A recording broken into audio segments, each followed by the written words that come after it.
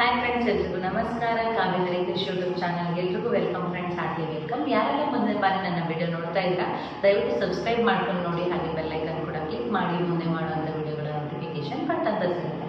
So ಬನ್ನಿ guys, ಯಾಕೆ ತಡ ಮಾಡೋದು, ವಿಡಿಯೋನ ಸ್ಟಾರ್ಟ್ ಮಾಡೋಣ. ಸೊ ನಾನು ಈ ವಿಡಿಯೋದಲ್ಲಿ ತುಂಬಾ ಇಂಪಾರ್ಟೆಂಟ್ ಆಗಿರೋಂತಹ ವಿಷಯನ ತಿಳಿಸ್ಕೊಡೋದಕ್ಕೆ ಇಷ್ಟಪಡ್ತೀನಿ. ಸೊ ಯಾರೆಲ್ಲ ಪ್ರೆಗ್ನೆನ್ಸಿಗೆ ಟ್ರೈ ಮಾಡ್ತಿರ್ತೀರಾ, ಯಾರೆಲ್ಲ ನಾನು ಪ್ರೆಗ್ನೆಂಟ್ ಆಗಬೇಕು ಅಂತ ಅಂದ್ಕೊಂಡಿರ್ತೀರಾ, ಸೊ ಫ್ಯಾಮಿಲಿ ಪ್ಲಾನಿಂಗ್ ಯಾರೆಲ್ಲ ಮಾಡಬೇಕು ಅಂತ ಅಂದ್ಕೊಂಡಿರ್ತೀರಾ ಅವ್ರಿಗೆ ಈ ಒಂದು ವಿಡಿಯೋ ಅನ್ನೋದು ಇಂಪಾರ್ಟೆಂಟ್ ಆಗುತ್ತೆ. ಸೊ ಓಕೆನಾ, ಅಂಥವ್ರಿಗೆಲ್ಲ ಶೇರ್ ಮಾಡಿ. ಸೊ ಮೊದಲಿಂದ ಕೊನೆವರೆಗೂ ನೋಡಿ, ಯಾಕಂದರೆ ನಿಮಗೆ ಪಾಯಿಂಟ್ಸ್ ಮಿಸ್ ಆದರೆ ಸೊ ನಿಮಗೆ ತೊಂದರೆ ಆಗುತ್ತೆ. ಸೊ ಯಾರೆಲ್ಲ ಕ್ವಿಕ್ಕಾಗಿ ನಾನು ಇವಾಗ ಪ್ರೆಗ್ನೆಂಟ್ ಆಗಬೇಕು, ಓಕೆ ನೀವು ಇವಾಗ ಮದುವೆ ಆಗಿ 1 ಇಯರ್ ಆಯಿತು, ಸೊ ಜಸ್ಟ್ ನೀವು ಅಂದರೆ ಮದುವೆ ಆದಮೇಲೆ ಇನ್ನೂ ಮಗು ಬೇಡ ಅಂದ್ಬಿಟ್ಟು ಫ್ಯಾಮಿಲಿ ಪ್ಲ್ಯಾನಿಂಗ್ ಮಾಡ್ಕೊಂಡಿದ್ದೀರ. ಸೊ ನೆಕ್ಸ್ಟ್ ನನಗೆ 1 ಇಯರ್ ಆದಮೇಲಿಂದ ನನಗೆ ಮಗು ಮಾಡ್ಕೋಬೇಕು ಅನಿಸ್ತಿದೆ. ಸೊ ಯಾವ ಥರ ಏನು ಟ್ರಿಕ್ಸ್, ಏನು ಬೇಗ ಹೇಗೆ ಮಗು ಆಗುವಂಥದ್ದು ಅನ್ನೋದನ್ನು ನಾನು ಈ ವಿಡಿಯೋದಲ್ಲಿ ಕಂಪ್ಲೀಟಾಗಿ ತಿಳಿಸ್ಕೊಡ್ತೀನಿ. ಇಲ್ಲ 6 ಮಂತ್ಸ್ ಆದಮೇಲೆ ನಾವು ಬೇಬಿ ಪ್ಲ್ಯಾನಿಂಗ್ ಮಾಡ್ಕೊಳ್ಳೋಣ, ಇಲ್ಲ 1 ಇಯರ್ ಆದಮೇಲೆ 2 ಇಯರ್ ಆದಮೇಲೆ, ಸೊ ಅದು ಯಾವ ಥರ ಅನ್ನೋದನ್ನು ನಾನು ತಿಳಿಸ್ಕೊಡ್ತೀನಿ. ಸೊ ಜಾಸ್ತಿ ವರ್ಷ ಪ್ಲ್ಯಾನಿಂಗ್ ಅನ್ನೋದು ಬೇಡ ಅಂತ ಅನಿಸುತ್ತೆ. ಸೊ ಒಂದೊಂದ್ಸತಿ ಏನು ಹೇಳ್ತಾರೆ,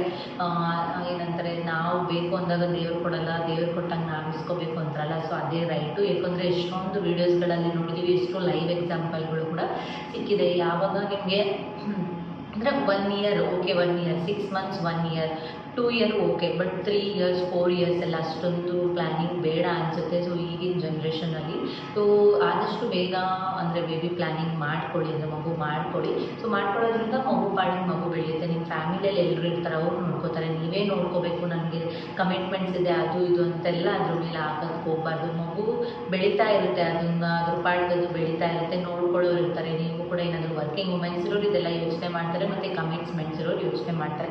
ಬಟ್ ಅದನ್ನೆಲ್ಲ ಸೈಡಿಗೆ ಇಟ್ಟಾದರೆ ನಿಮ್ಮ ಫ್ಯಾಮಿಲಿ ಒಂದು ಇನ್ಕ್ರೀಸ್ ಆಗಬೇಕು, ನಿಮ್ಮ ಫ್ಯಾಮಿಲಿ ದೊಡ್ಡಾಗಬೇಕು ಅನ್ನೋದಾದರೆ ನಿಮಗೆ ಒಂದು ಮಗು ಬೇಕಾಗಿದೆ. ಸೊ ಆ ಮಗುಗೆ ಯಾವ ಥರ ನೀವು ಪ್ಲ್ಯಾನಿಂಗ್ ಮಾಡಬೇಕು, ಏನೇನೆಲ್ಲ ಪ್ರಿಪ್ರೇಷನ್ ಮಾಡ್ಕೋಬೇಕು ಅಂತ ನಾನು ಈ ವಿಡಿಯೋದಲ್ಲಿ ತಿಳಿಸ್ಕೊಡ್ತೀನಿ. ನಾವೇನೇನೆಲ್ಲ ಮಾಡ್ಕೊಂಡ್ವಿ. ಸೊ ನಾವು ನೆಕ್ಸ್ಟ್ ಅಂದರೆ ಈಗ ನಮ್ಮದು ಅಂದರೆ 2023 ಮ್ಯಾರೇಜ್ ಆಗಿದ್ದು, 2024ಗೆ ಬೇಬಿ ಆಗಿದ್ದು. ಸೊ ಅಂದರೆ ನವೆಂಬರಲ್ಲಿ ಬೇಬಿ ಆಗಿದ್ದು. ಸೊ ನಾವು ಯಾವ ಥರ ಪ್ಲ್ಯಾನಿಂಗ್ ಮಾಡಿಕೊಂಡ್ರೆ ಅಟ್ಲೀಸ್ಟ್ ಅಂದರೆ ನನ್ನದು ಫಸ್ಟ್ ಆ್ಯನಿವರ್ಸರಿಗೆ ನನ್ನದು ಅಂದರೆ 1.5 ಮಂತ್ ಅಂದರೆ ಕನ್ಫರ್ಮ್ ಆಗಿತ್ತು. ಸೊ ಆಗ ನಾನು ಚೆಕ್ ಮಾಡ್ಕೊಂಡಿದ್ದೆ.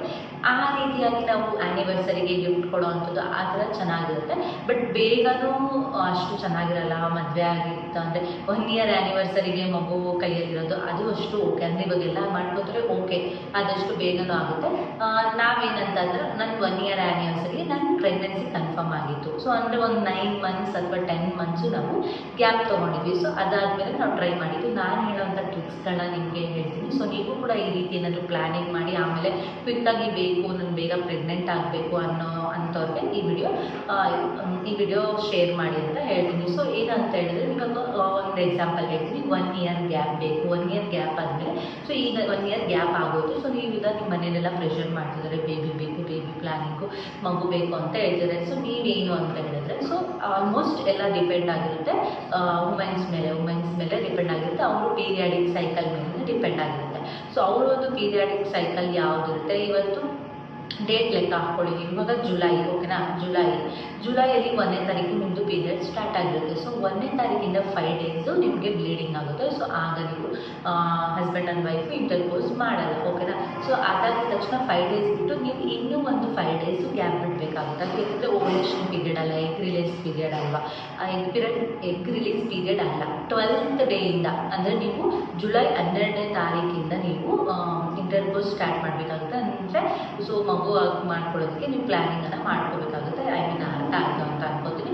ಸೊ ಇಂಟರ್ಕೋರ್ಸ್ ಸ್ಟಾರ್ಟ್ ನೀವು 12ನೇ ತಾರೀಕಿಂದ ಮಾಡ್ಕೋಬೇಕಾಗುತ್ತೆ. ನಾನು ಹೇಳಿದ್ದು ಗ್ಯಾಪ್ ಗೊತ್ತಾಯ್ತು ಅನಿಸುತ್ತೆ. ಫಸ್ಟ್ ನೀವು ಪೀರಿಯಡ್ಸ್ ಆಗಿದ್ರು ಅಂದರೆ 11 ಡೇಸು ನೀವು ಗಂಡ ಹೆಂಡತಿ ಸೇರಬಾರ್ದು ಓಕೆನಾ.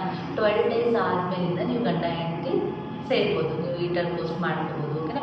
12 ಡೇಸ್ ಆದಮೇಲಿಂದ ನೆಕ್ಸ್ಟ್ ಪೀರಿಯಡ್ಸ್ಗೆ ಒಂದು 5 ಡೇಸ್ ಗ್ಯಾಪ್ವರೆಗೂ ನೀವು ಕಂಟಿನ್ಯೂಸ್ ಆಗಿ ಇಂಟರ್ಕೋರ್ಸ್ ಆಗಬೇಕು. ಸೊ ಇಂಟರ್ಕೋರ್ಸ್ ಆಗ ನಿಮಗೆ ಎಗ್ ರಿಲೀಸ್ ಆಗಿರುತ್ತೆ. ಅದು ನಿಮಗೆ ಸೊ ಬೇಗ ಸ್ಪರ್ಮ್ಸ್ ಅನ್ನೋದು ಎಗ್ ಅನ್ನೋದು ಇಟ್ಕೊಳ್ಳುತ್ತೆ. ಸೊ ಆಗ ನಿಮಗೆ ಬೇಗ ಮಗು ಆಗುವಂಥದ್ದು ಚಾನ್ಸಸ್ ಇರುತ್ತೆ. ಸೊ ನಾವು ಕೂಡ ಇದೇ ಥರನೇ ಟ್ರೈ ಮಾಡಿದ್ದು. ಸೊ ಒಂದು ಅಂದರೆ ಸೈಂಟಿಫಿಕ್ಕಾಗಿ ಹೋಗಿ ನೀವು ನಾರ್ಮಲಾಗಿ ಎಲ್ಲರೂ ಗೊತ್ತಿರೋ ಥರ ಅಲ್ಲ. ಒಬ್ರೊಬ್ರಿಗೆ ಬೇಗ ಆಗ್ಬಿಡುತ್ತೆ, ಒಬ್ರೊಬ್ರು ಬಾಡಿ ಒಂದೊಂದು ಥರ ಇರುತ್ತೆ, ಎಲ್ಲರದ್ದು ನಾರ್ಮಲ್ ಬಾಡಿನೇ ಅಂತಲ್ಲ. ಸೊ ನಮಗೆ ಬೇಗ ಆಯಿತು ನಿಮಗೆ ಬೇಗ ಆಗಬೇಕು, ನಮಗೆ ಲೇಟ್ ಆಗಾಯಿತು ನಿಮಗೆ ಬೇಗ ಆಗಲಿ ಅನ್ನೋ ಯಾವ ರೀಸನ್ ಇಲ್ಲ. ಒಬ್ರೊಬ್ರು ಬಾಡಿ ಒಂದೊಂದು ಥರ, ಒಬ್ರೊಬ್ರಿಗೆ ಬೇಗ ರಿಯಾಕ್ಟ್ ಆಗುತ್ತೆ, ಒಬ್ರೊಬ್ರಿಗೆ ನಿಧಾನ ಆಗುತ್ತೆ. ಸೊ ಈ ಮಂತ್ ಆಗಿಲ್ವಾ, ಓಕೆ ಬಿಟ್ಬಿಡಿ, ನೆಕ್ಸ್ಟ್ ಮಂತು ಟ್ರೈ ಮಾಡಿ. ಈ ಮಂತ್ ಆಗಿಲ್ಲ ಅನ್ನೋದಕ್ಕೆ ನೀವು ಏನೇನು ಮಾಡಿದ್ರಿ, ಏನೇನು ತೊಂದರೆ ಆಯಿತು, ಸ್ಟ್ರೆಸ್ ಆಯಿತಾ, ಏನಾಯಿತು, ನಾನು ಏನೇನು ತಿಂದೆ, ಏನೇನು ತಿನ್ನಬಾರ್ದು ಅದನ್ನು ನಾನು ನೆಕ್ಸ್ಟ್ ಹೇಳ್ತಾ ಹೋಗ್ತೀನಿ.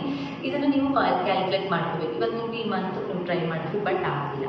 ನಮ್ಮದು ಇದೇ ಥರನೇ ಆಗಿದ್ದು, ನಮ್ಮದು ಆಯಿತು 1 ಮಂತ್ಗೆ ಆಯಿತು. ನಾನು ಅದು ಪ್ರಿಕಾಷನ್ಸ್ ಎಲ್ಲ ತೊಗೊಂಡಿದ್ದೆ. ಸೊ ಏನೇನೆಲ್ಲ ತಿನ್ನಬೇಕು ತಿನ್ನಬಾರ್ದು ಅನ್ನೋದನ್ನು ತೊಗೊಂಡು ಯಾವ ಥರ ನಾನು ಇರಬೇಕು. ನಾನು ವರ್ಕಿಂಗ್ ವುಮೆನ್, ವರ್ಕ್ ಮಾಡ್ತಿದ್ದೆ ಆಫೀಸಲ್ಲಿ, ಬಸ್ಸಲ್ಲಿ ಡೈಲಿ ಟ್ರಾವೆಲ್ ಮಾಡ್ತಿದ್ದೆ, ಕುಣಿತಿದ್ದೆ, ಡ್ಯಾನ್ಸ್ ಮಾಡ್ತಿದ್ದೆ, ರೀಲ್ಸ್ ಮಾಡ್ತಿದ್ದೆ, ಎಲ್ಲ ಮಾಡ್ತಿದ್ದೆ. ಅದೆಲ್ಲ ಮಾಡಬೇಕಾ ಅಂತ ಕೇಳಿದ್ರೆ ಮಾಡ್ಬೋದು. ನಾವು ಕ್ಯಾಶುವಲಾಗಿ ಹೇಗಿರ್ತೀರೋ ಅಂದರೆ ನೀವು ಇವಾಗ ಬೇಬಿ ಮಾಡ್ಕೊಳೋದಕ್ಕೆ ಹೋಗ್ತಿರ್ತೀರ, ಸೊ ಆ ಟೈಮಲ್ಲಿ ಓಕೆ ಇವಾಗ ಜುಲೈ ಮಂತಲ್ಲಿ ನೀವು ಬೇಬಿ ಮಾಡ್ಕೊತೀರ ನಾನು ಹೇಳಿದ್ನಲ್ಲ. ಸೊ ಈ ಮಂತಲ್ಲಿ ನಾವು ಹೇಗಿರಬೇಕು ಅಂತ, ಪೀರಿಯಡ್ಸ್ ಆದಾಗ ಒಬ್ರೊಬ್ರಿಗೆ ಟಯರ್ಡ್ ಆಗುತ್ತೆ, ಅವ್ರು ನಾರ್ಮಲಾಗಿ ಏನೇನು ಕೇರ್ ಮಾಡ್ಕೋಬೇಕೋ ಮಾಡ್ಕೊಳ್ಳಿ. ನೆಕ್ಸ್ಟ್ 12 days ಆಫ್ಟರ್ ನೀವು ಹೇಗಿರಬೇಕು ಅನ್ನೋದಾದರೆ, ಸೊ ಓಡಾಡಬೇಕಾ, ಬಸ್ಸಲ್ಲಿ ಟ್ರಾವೆಲ್ ಮಾಡ್ಬೋದು, ಅಫ್ಕೋರ್ಸ್ ನೀವು ಮಾಡ್ಬೋದು, ಓಡಾಡ್ಬೋದು. ಅತಿ ಹೆಚ್ಚಾಗಿ ಏನು ಮಾಡಬಾರ್ದು. ನಾನಿದ್ದು ನಾನು ಚೆನ್ನಾಗಿ ಓಡಾಡ್ತಿದ್ದೆ, ತಿಂತಿದ್ದೆ, ಎಲ್ಲ ಮಾಡ್ತಿದ್ದೆ, ಬಟ್ ಸ್ವಲ್ಪ ಲಿಮಿಟಲ್ಲಿ ಇರಬೇಕಾಗುತ್ತೆ. ಸೊ ನಿಮ್ಮ ಮೈಂಡಲ್ಲಿ ಇರಬೇಕು, ಓಕೆ ನಾನು ಪ್ರೆಗ್ನೆನ್ಸಿಗೆ ಟ್ರೈ ಮಾಡ್ತಾಯಿದ್ದೀನಿ, ನಾನು ಈ ಥರ ಇರಬೇಕು ಅಂದರೆ ಜಸ್ಟ್ ಓವರು ಇಲ್ಲ, ಜಸ್ಟ್ ಸಿಂಪಲ್ಲು ಅಲ್ಲ, ನಾರ್ಮಲ್ ಮಾಡ್ರೇಟಾಗಿ ನೀವು ಇರಬೇಕಾಗುತ್ತೆ. ಸೊ ಓಕೆನಾ. ನೆಕ್ಸ್ಟು ಅದಾದಮೇಲೆ ಫುಡ್ಡಲ್ಲಿ ಬಂದು ನೀವು ಈಟ್ ಐಟಮ್ಸ್ ತಿನ್ನಬೇಡಿ ಜಾಸ್ತಿ, ನಾನ್ ವೆಜ್ಜನ್ನು ತಿನ್ನಬೇಡಿ, ಫಿಶ್ ತಿನ್ನಬೇಡಿ ಜಾಸ್ತಿ. ಸೊ ನೀವು ಕನ್ಫರ್ಮ್ ಆಗಿ 5 months ಆದಮೇಲೆ ಬೇಕಾದ್ರೆ ಫಿಶ್ ತಿನ್ಬೋದು. ನಾನ್ ವೆಜ್ ಚಿಕನ್ ಕೂಡ ತುಂಬ ಹೀಟು, ಮತ್ತು ಫಿಶ್ಶು ಕೂಡ ಹೀಟು, ಪ್ರಾನ್ಸು ಅದೆಲ್ಲ ತಿನ್ನೋಕ್ಕೆ ಹೋಗ್ಬಿಡಿ. ಮಟನ್ ಬೇಕಾದ್ರೆ ತಿನ್ಬೋದು, ಓಕೆನಾ. ಮತ್ತು ಎಗ್ಗೂ ಸ್ವಲ್ಪ ಹೀಟು, ಎಗ್ಗು ಕೂಡ ಸ್ವಲ್ಪ ಅವಾಯ್ಡ್ ಮಾಡಿ, ಕಂಟ್ರೋಲ್ ಮಾಡಿ, ಇದಿಷ್ಟು ತಿನ್ನೋಕ್ಕೆ ಹೋಗ್ಬಿಡಿ. ಮತ್ತು ಇದರಲ್ಲಿ ನಾರ್ಮಲ್ ವೆಜ್ಜಲ್ಲಿ ನೀವೆಲ್ಲ ತಿನ್ಬೋದು, ಬಟ್ ಫ್ರೂಟ್ಸ್ಗೆ ಬರೋದಾದರೆ ಪಪ್ಪಾಯ ಅಂತೂ ತಿನ್ನಬಾರ್ದು. ಪಪ್ಪಾಯ, ಅನಾನಸು ಮತ್ತು ಬ್ಲ್ಯಾಕ್ ಫ್ರೂಟ್ಸ್ ಇರ್ತಾವಲ್ಲ, ಸೊ ನೇರಳೆ ಹಣ್ಣು ಅಂಥವೆಲ್ಲ ಅದನ್ನೆಲ್ಲ ಅವಾಯ್ಡ್ ಮಾಡಿ. ಇನ್ನು ಮಿಕ್ಕಿದ್ದೆಲ್ಲ ನೀವು ತಿನ್ಬೋದು. ಈಟ್ ಐಟಮ್ಸ್, ಕರಿ ಎಳ್ಳು ಬರುತ್ತಲ್ಲ ಅದನ್ನು ಕೂಡ ತಿನ್ನಬೇಡಿ. ಕರಿ ಎಳ್ಳು, ಬಿಳಿ ಎಳ್ಳು ಬಿಟ್ಟು ಇನ್ನು ಬೇರೆ ಎಲ್ಲನೂ ತಿನ್ನಿ. ಅದರಲ್ಲಿ ನಿಮಗೆ ಸ್ವಲ್ಪ ಮನೇಲಿ ಹೇಳ್ತಾರೆ ಇದು ಉಷ್ಣ, ಇದು ಶೀತ, ಇದು ತಿನ್ನಬೇಡ, ಅದು ತಿನ್ನಬೇಡ ಅಂತ. ಆ ರೀತಿ ಪದಾರ್ಥಗಳನ್ನು ಅವಾಯ್ಡ್ ಮಾಡಿಕೊಂಡು ನೀವು ನಾರ್ಮಲಾಗಿ ಗಂಡ ಹೆಂಡತಿ ಸೇರಿಕೊಂಡು ಇಂಟರ್ಕೋರ್ಸ್ ಮಾಡ್ಕೊತಾ ಹೋದರೆ ನಿಮಗೆ ಕನ್ಫರ್ಮ್ ಆಗೇ ಆಗುತ್ತೆ. ಸೊ ಯಾವುದೇ ರೀತಿಯಾದಂಥ ಸೈಡ್ ಎಫೆಕ್ಟ್ ಏನೂ ಇರೋದಿಲ್ಲ. ನೀವು ನಾರ್ಮಲ್ ಆಗಿತ್ತು ಅಂತಂದರೆ, ನೀವು ಬಸ್ಸಲ್ಲಿ ಟ್ರಾವೆಲ್ ಮಾಡಿದ್ರೆ, ಬೈಕಲ್ಲಿ ಟ್ರಾವೆಲ್ ಮಾಡ್ತಿದ್ರೆ ಆಗಲ್ಲ, ಕಷ್ಟ ಆಗುತ್ತೆ ಅನ್ನೋದ್ರೆ ಏನೂ ಇಲ್ಲ. ಸೊ ಅದು ಎಲ್ಲ ನಮ್ಮ ಬಾಡಿ ಮೇಲೆ ಡಿಪೆಂಡ್ ಆಗಿರುತ್ತೆ. ಸೊ ಇದಾಯಿತು, ಫುಡ್ಗಾಯಿತು, ಟ್ರಾವೆಲ್ ಮಾಡಬೇಕಾ ಬೇಡ, ಬಟ್ ವೆಯ್ಟ್ಸ್ ಎಲ್ಲ ಜಾಸ್ತಿ ಎತ್ತಕ್ಕೆ ಹೋಗ್ಬೇಡಿ, ಓಕೆನಾ. ವೆಯ್ಟ್ಸ್ ಎಲ್ಲ ಜಾಸ್ತಿ ಎತ್ತಿದ್ರೆ ಅಬೋರ್ಷನ್ ಆಗುವಂಥ ಚಾನ್ಸಸ್ ಇರುತ್ತೆ. ವೆಯ್ಟ್ ಎಲ್ಲ ಎತ್ತಬೇಡಿ, ನಾರ್ಮಲಾಗಿ ಲಿಮಿಟು ಅಂದರೆ ಒಂದು 2 to 3 kg, 5 kg ಒಳಗಡೆ ಎತ್ತಿ, 5 kg ಮೇಲೆಗಿಂತ ಎತ್ತಕ್ಕೆ ಹೋಗ್ಬೇಡಿ ವೆಯ್ಟ್ಸ್ ಎಲ್ಲ. ಆವಾಗ ನಿಮಗೆ ಪ್ರಾಬ್ಲಮ್ ಆಗುವಂಥ ಚಾನ್ಸಸ್ ಇರುತ್ತೆ. ಸೊ ಆಗಲ್ಲ, ಬಟ್ ಆಗುವಂಥ ಚಾನ್ಸಸ್ ಇರುತ್ತೆ. ಆಫ್ಟರ್ ಅಂದರೆ ಪ್ರೆಗ್ನೆಂಟ್ ಆದಮೇಲೂ ಕೂಡ ವೆಯ್ಟ್ ಎಲ್ಲ ಜಾಸ್ತಿ ಎತ್ತಬಾರ್ದು. ಬಗ್ಗೋದು, ಎದೊಳೋದು, ಜಾಸ್ತಿ ಸ್ಟೆಪ್ಸ್ ಹತ್ತೋದು, ಇಳಿಯೋದು ಅದೆಲ್ಲ ನಮಗೆ ಮಗುಗೆ ತೊಂದರೆ ಆಗುತ್ತೆ, ಓಕೆನಾ. ಸೊ ಈ ರೀತಿಯಾಗಿ ಇದ್ದರೆ ನೀವು ಸಾಕಾಗುತ್ತೆ. So next going forward, boys ಅಂದರೆ ಮೆನ್ಸ್, ಅವ್ರೇನೆಲ್ಲ ಪ್ರಿಕಾಷನ್ಸ್ ತೊಗೊಬೇಕು ಅಂದರೆ ಅವರು ಸ್ಟ್ರೆಸ್ ಫ್ರೀ ಇರಬೇಕು. ಇಬ್ಬರು ಅಷ್ಟೇ, ಮೆನ್ ಆ್ಯಂಡ್ ವುಮೆನ್ ಇಬ್ಬರು ಸ್ಟ್ರೆಸ್ ಫ್ರೀ ಆಗಿರಬೇಕು. ಸೊ ನೀವು ಇಂಟರ್ಕೋರ್ಸ್ ಮಾಡೋ ಟೈಮಲ್ಲಿ ಸ್ಟ್ರೆಸ್ ಫ್ರೀ ಆಗಿರಬೇಕು. ಆಗ ಮಾತ್ರ ಅದು ಸ್ಪಮ್ಸ್ ಅನ್ನೋದು ಗುಡ್ ಸ್ಪಮ್ಸ್ ಆಗಿರುತ್ತೆ. ಸೊ ಎನರ್ಜೆಟಿಕ್ ಸ್ಪಮ್ಸ್ ಆಗಿರುತ್ತೆ, ವ್ಯಾಲ್ಯೂಬಲ್ ಸ್ಪಮ್ಸ್ ಆಗಿ ಅದು ಎಗ್ ರಿಲೀಸ್ ಆಗಿ ಅದು ನಿಮಗೆ ಓವಲೇಷನ್ ಎಲ್ಲ ಸ್ಟಾರ್ಟ್ ಆಗಿ ನಿಮಗೆ ಏನಂತಾರೆ ಗರ್ಭಕೋಶದಲ್ಲಿ ಮಗು ಅನ್ನೋದು ಸ್ಟಾರ್ಟ್ ಹೋಗ್ತಾ ಹೋಗುತ್ತೆ, ಓಕೆನಾ. ಸೊ ಅದಕ್ಕೆ ನೀವು ಸ್ಟ್ರೆಸ್ ಫ್ರೀ ಇರಬೇಕು, ಓಕೆನಾ. ಸೊ ನಿದ್ದೆ ಎಲ್ಲ ಚೆನ್ನಾಗಿರಬೇಕು. ನಮಗೆ ಯಾವುದಂಥ ಮೈಂಡಲ್ಲಿ ಬೇರೆ ಬೇರೆ ಥಿಂಕ್ಗಳು ಏನೂ ಇರಬಾರ್ದು. ಆ್ಯಂಡ್ ನೀವು ಹೆಲ್ದಿಯೆಸ್ಟ್ ಫುಡ್ಡನ್ನು ತಿನ್ನಬೇಕಾಗುತ್ತೆ, ಓಕೆನಾ. ಯಾಕಂದರೆ ನೀವು ತಿನ್ನೋದು ಮಗುಗೆ ಹೋಗುತ್ತೆ, ಅದಕ್ಕೋಸ್ಕರ ಹೆಲ್ದಿ ಫುಡ್ಡನ್ನು ತಿನ್ನಬೇಕಾಗುತ್ತೆ. ಸ್ಪರ್ಮ್ಸ್ ಹೇಗೆ ಬಿಲ್ಡ್ ಮಾಡೋದು ಅಂದರೆ ನೀವು ಆನಿಯನನ್ನು ಮತ್ತು ಗೋಡಂಬಿಯನ್ನು ಅತಿ ಹೆಚ್ಚಾಗಿ ತಿನ್ನಬೇಕು. ಮತ್ತು ಸ್ಪ್ರೌಟ್ಸ್ಗಳು ಬರ್ತಾವಲ್ಲ, ಸ್ಪ್ರೌಟ್ಸು ಅದನ್ನು ಕೂಡ ನೀವು ಅಂದರೆ ನೆನೆಸ್ಬಿಟ್ಟು ಮೊಳಕೆ ಬರೆಸಿ ಕಾಳುಗಳನ್ನು ಅದನ್ನು ಕೂಡ ತಿನ್ನೋದ್ರಿಂದ ನಿಮಗೆ ಸ್ಪಮ್ಸ್ ಅನ್ನೋದು ಅಂದರೆ ಅದು ಉತ್ಪನ್ನ ಜಾಸ್ತಿ ಆಗುತ್ತೆ. ಹಾಗೆ ಡ್ರೈ ಫ್ರೂಟ್ಸ್ ತಿನ್ನೋದ್ರೂ ಕೂಡ ಸ್ಪಮ್ಸ್ ಅನ್ನೋದು ಇನ್ಕ್ರೀಸ್ ಆಗುತ್ತೆ. ಸ್ಪಮ್ಸ್ ಲೆವೆಲ್ ಇನ್ಕ್ರೀಸ್ ಆದಾಗ ಅಲ್ಲಿ ನಿಮಗೆ ಯಾವುದು ಒರಿಜಿನ್ ಸ್ಪಮ್ಸ್ ಇರುತ್ತೋ ಅದು ಹೋಗಿ ಕ್ಲಿಕ್ ಆಗುತ್ತೆ. ಆಗ ನಿಮಗೆ ಬೇಬಿ ಅನ್ನೋದು ಅಂದರೆ ಪ್ರೆಗ್ನೆನ್ಸಿ ಕನ್ಫರ್ಮ್ ಆಗುತ್ತೆ. ಸೊ ಕನ್ಫರ್ಮ್ ಆಗಬೇಕು ಅಂದಾಗ ಇದಿಷ್ಟನ್ನೆಲ್ಲ ನೀವು ಟ್ರೈ ಮಾಡಬೇಕು, ಅಂದರೆ ಜೆನ್ಯೂನ್ ಆಗಿ ಮಾಡಿ. ಸೊ ಇದಿಷ್ಟು ಪ್ರಯತ್ನ ನೀವು ಮಾಡಿ, ದೇವರು ಕೊಡುವಂಥದ್ದು ಕೊಡ್ತಾರೆ. ಕೊಟ್ಟಾಗ ನೀವು ತೊಗೋಬೇಕಾಗುತ್ತೆ. ಸೊ ನನಗೆ ಬೇಡ, ನನಗೆ ಇವಾಗ ಇಂಟ್ರೆಸ್ಟ್ ಇಲ್ಲ, ಆ ರೀತಿ ಎಲ್ಲ ಮಾಡೋಕ್ಕೆ ಹೋಗ್ಬಾರ್ದು. ಯಾವಾಗ ಸಿಗುತ್ತೋ ಆವಾಗ ನಾವು ತೊಗೋಬೇಕಾಗುತ್ತೆ. ಸೊ ಇದನ್ನೆಲ್ಲ ಮಾಡೋದಷ್ಟೇ, ಇನ್ನೇನು ಬೇರೆ ಹಿಂಗೆ ಅಂತ ಏನೂ ಇಲ್ಲ.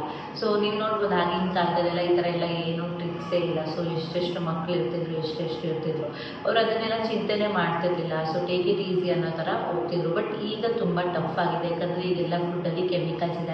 ಆದಷ್ಟು ನಾವು ಅದನ್ನೆಲ್ಲ ಕಂಟ್ರೋಲ್ ಮಾಡ್ಕೊತ ಒಳ್ಳೊಳ್ಳೆ ಫುಡ್ಗಳನ್ನು ತಿನ್ಕೊತ ನಮ್ಮ ಬೇಬಿಗೂ ಒಳ್ಳೆ ಫುಡ್ ಹೋಗೋ ಥರ ನಾವು ಮಾಡ್ಕೋಬೇಕಾಗುತ್ತೆ. ಇದನ್ನೆಲ್ಲ ನೀವು ಕ್ವಿಕ್ಕಾಗಿ ಈಗಲೇ ಅಂದರೆ 1 ಮಂತಲ್ಲೇ ಪ್ರೆಗ್ನೆಂಟ್ ಆಗಬೇಕು ಅಂದರೆ ನಾನು ಹೇಳಿರೋ ಮೆಥಡನ್ನು ಫಾಲೋ ಮಾಡಿ, ನಾವು ಕೂಡ ಅದೇ ಮೆಥಡ್ ನಾವು ಫಾಲೋ ಮಾಡಿದ್ದಕ್ಕೆ ಆಗಿದ್ದು. ಸೊ ಅದನ್ನು ನಾನು ನಿಮಗೆ ಶೇರ್ ಮಾಡ್ಕೊತಾ ಇದ್ದೀನಿ. ಸಾರಿ. ಸೊ ಈ ವಿಡಿಯೋ ಅರ್ಥ ಆಗಿದೆ ಅನ್ಕೋತೀನಿ. ಯಾರೆಲ್ಲ ಈ ಥರ ಟ್ರೈ ಮಾಡಬೇಕು ಅಂದ್ಕೊಂಡಿರ್ತಾರೋ ಅವ್ರಿಗೆಲ್ಲ ಶೇರ್ ಮಾಡಿ. ಸೊ ಇದರಲ್ಲಿ ಏನು ಮುಜುಗರ ಇಲ್ಲ, ಇವಾಗ ನಡೀತಿರೋದೇ ಜೀವನ. ಅದು ನನಗೂ ಕೂಡ ವಿಡಿಯೋ ಮಾಡೋದಕ್ಕೂ ಮುಜುಗರ ಇಲ್ಲ, ನೀವು ನೋಡೋದಕ್ಕೆ ಏನೂ ಮುಜುಗರ ಇಲ್ಲ. ಎಲ್ರಿಗೂ ಇದು ಕಾಮನ್ ಥಿಂಗ್ಸ್ ಅಂತಲೇ ಹೇಳ್ಬೋದಾಗಿರುತ್ತೆ. ಸೊ ಅದಕ್ಕೋಸ್ಕರ ಬೇಗ ಎಲ್ರಿಗೂ ಶೇರ್ ಮಾಡಿ. ಸೊ ಒಳ್ಳೊಳ್ಳೆ ಇನ್ಫಾರ್ಮೇಷನ್ ವಿಡಿಯೋದೊಂದಿಗೆ ಬರ್ತೀನಿ next. Thank you so much. Love you all. Bye.